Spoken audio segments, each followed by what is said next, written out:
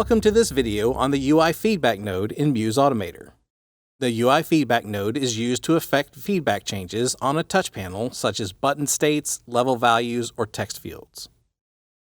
For this example, we have created a flow that includes our controller and control panel nodes that are already configured to communicate with our MUSE controller and our touch panel. We will also be using inject nodes to trigger each of the UI feedback nodes for demonstration purposes. In a production system, you would use these UI feedback nodes in conjunction with the logic of your actual program. The first feedback type we will go over is channel feedback. Open the UI feedback node settings in our channel feedback group and see that our control panel has been selected for panel and the type is set to channel.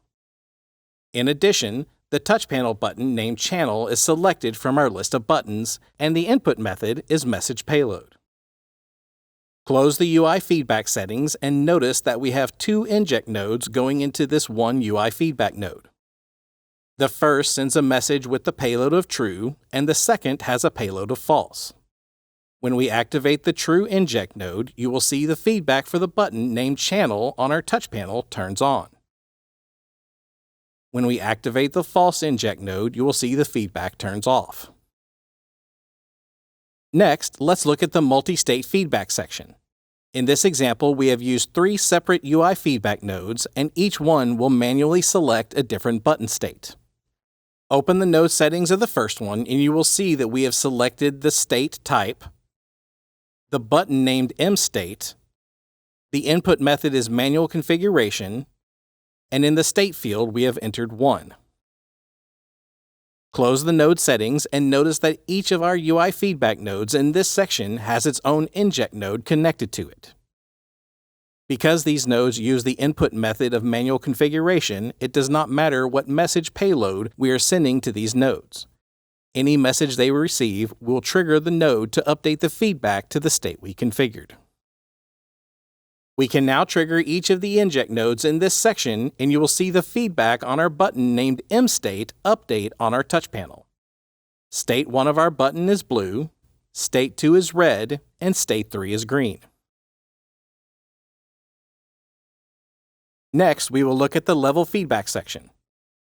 When looking at the UI feedback node, we have selected the type of level, selected the level of the main page of our panel, and chosen an input of message payload.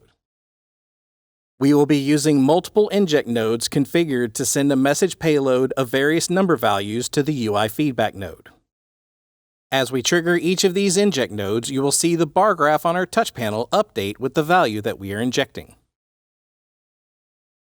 The final section we will look at is the text changes section. For this, we will look at both manual configuration and message payload input methods.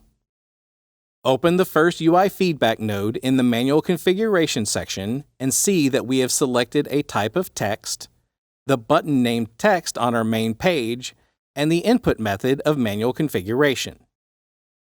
In the state field, we have entered the value of 0 for all states, and in the text field, we have entered a value of Hello World. The second node has the same settings except for the text field has a value of testing 1, 2, 3, 4, 5. We can use the corresponding inject nodes to trigger each of these UI feedback nodes.